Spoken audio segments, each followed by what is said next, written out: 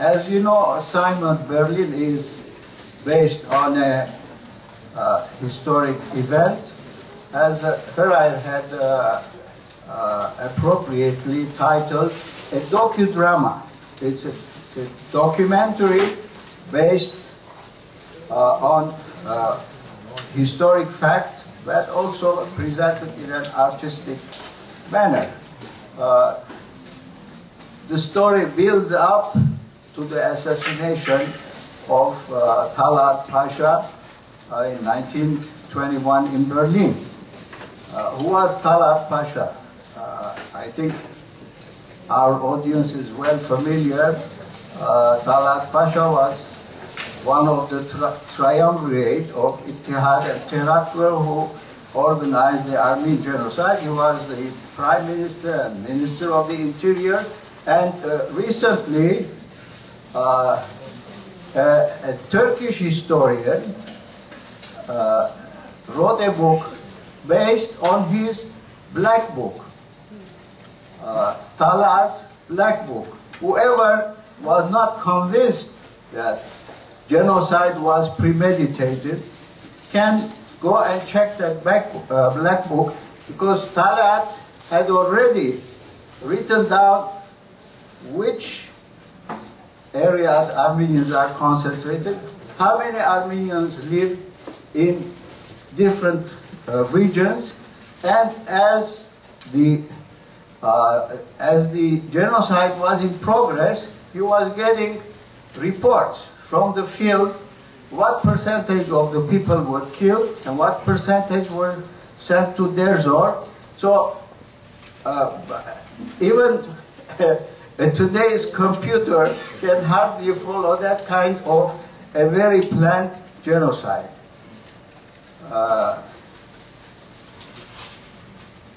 Another very important argument that is brought against genocide is that genocide was not premeditated. But we said that Talat's black book confirms beyond any reasonable doubt that there was a premeditated genocide. The other argument is that, well, Jewish genocide was approved at the rule of court in Berlin, in Germany, but Armenians didn't have that kind of a court. But in reality, there were 1919 military courts in Istanbul, and they are very well documented. In 1945, technology was so advanced that documentation was very easy compared to 1940 and 1950. But despite that, Turkish government had proper documentation, and they used those documents at military tribunals in Istanbul, and they convicted all the leaders of the Armenian genocide perpetrators to hanging. And actually, some of the minor figures were hanged. But the major figures, Talat, Enver, Cemal Azmi, they were taken to Malta, which was a military base, British military base. And then when the politics in Turkey, in Asia Minor, started changing, they smuggled some of them to different countries. And Talat was smuggled to Germany under German protection, and he felt safe. Although he always said that I'm sure my end will come in the hands of either Britishers or the Armenians, but he was right in the second case. Yeah. But today is also very important for me to remember Sona. She was such a warm-hearted Armenian, so talented. And she was the scriptwriter. She did a thorough research. And I think before we present the movie, it would be justified to read her biography in a few lines. Sona Tuhanian. Sona was born and raised in Syracuse, New York. She was born Sona Dabanian, graduated from Syracuse University in 1956 with a BA in political science and a minor in English. Attended Armenian classes for 1 year, 1957, at Hamaskain Nushan Palanjan Gemaran in Beirut. Researched and wrote the script of Assignment Berlin and served as dialogue supervisor during the shoot. Avid skier, tennis player, and growing up in Syracuse, she was a runner in AYF. She was also member for a few reading clubs, such as Huntington Woods Study Club. She has been a member of Armenian Women's Club, Basbragal Society, ARS, PEO. Without her support, enthusiasm, and efforts, Assignment Berlin would not have been possible. The story you will see when the assignment takes place, when these perpetrators were condemned to die, and they escaped justice.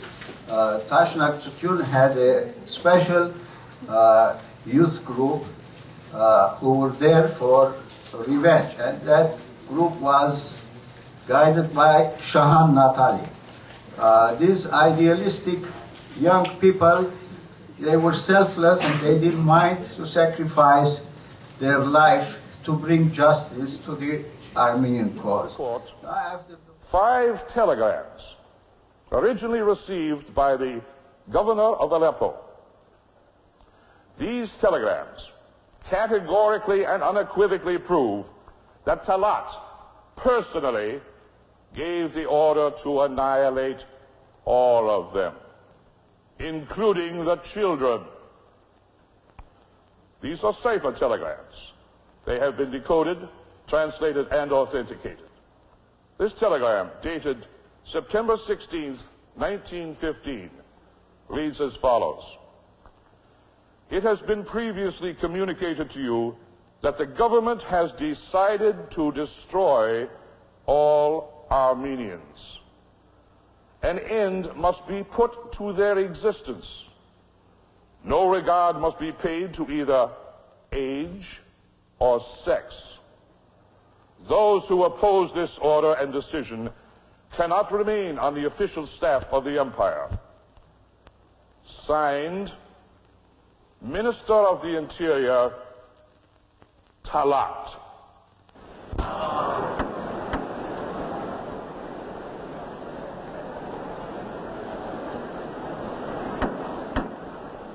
I believe that the jury understands and feels that the accused had the unconditional belief that Talat was, in fact, the real author of those massacres. Your Honors, in the mind of the accused, Talat was defined as responsible. In fact, it is precisely wherein his motivation lay, making him guilty. It is absurd to assume that Talat was solely responsible. Based upon the testimonies that we have heard, Talat, as Minister of the Interior, was the real author of these crimes, and it is naive to think otherwise. All the evidence has been presented. All the testimonies of the witnesses have been heard. Summations by the prosecution and defense will now be heard. A crime has been committed. You, the jury, must decide whether the accused is guilty or not guilty. Your Honors, gentlemen of the jury, I contend this was a premeditated crime. I demand the death sentence for the accused. Your Honors, gentlemen of the jury, if we accept the barbaric destruction of innocent people anywhere in the world for whatever reason, then no one is to be held responsible, and it would be referred to as an unfortunate incident. Asia Minor's past has always been bloody. Does Dr. Koenig mean to infer that, this being the case, we, the rest of the world, should ignore these bloodbaths?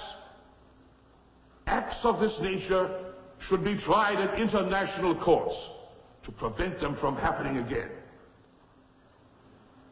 And that is why we are here today, in this very courtroom, gentlemen. If any of us had listened, it would not be necessary to be here today fighting for justice. Our law states that it must be proven that there were no external factors or compulsions motivating this crime. If there is any doubt in your mind, if you cannot prove that no such factors existed, then you must acquit the accused. Not only is the life of the accused at stake, but the honor of Germany. I categorically deny that Talat was a guest of Germany. I categorically deny that our government would welcome such a traitor coming under an assumed name. I would have said nothing of the political implications if the prosecutor had not made an issue out of it. If he had not said that in Berlin, Germany's greatest ally was assassinated. Talat and his colleagues were allies of the German and Prussian militarists, not the German people. Of what strategic importance could there be in countless isolated villages inhabited by a handful of defenseless people? All this talk of strategic necessity is sheer nonsense. Who could have blamed William Tell if, instead of splitting the apple from his son's head, he had split the heart of the tyrant with his first bolt? Law and logic alone cannot explain the truth, but the soul has its own understanding. Is it inconceivable that a thing may be morally right and yet legally wrong? The accused had done what he had because of a deep conviction that he was morally right. That was his only understanding, his only reality. The avenger, it was he who came forth representing humanity against inhumanity.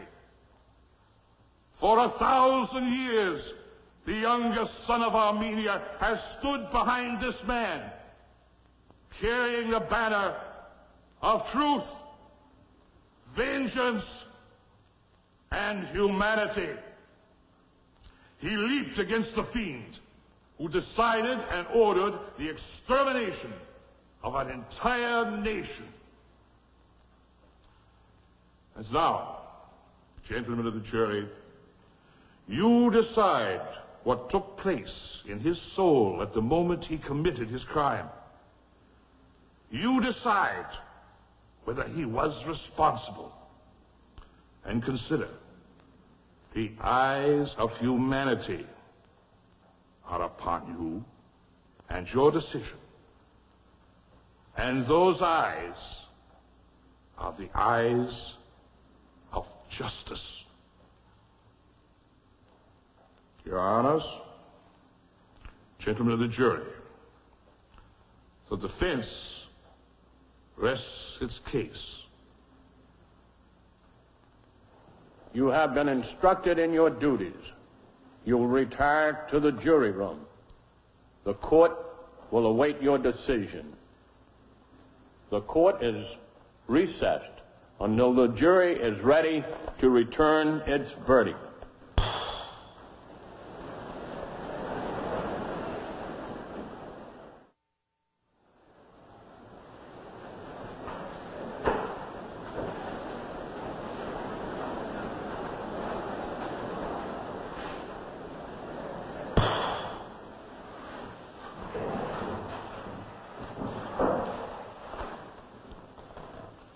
Chairman, are you ready with your verdict? Yes, Your Honor. As to whether the accused is guilty of having killed Talat Pasha, I, Otto Reinisch, chairman of the jury, with honor and conscience, testify to the jury's decision.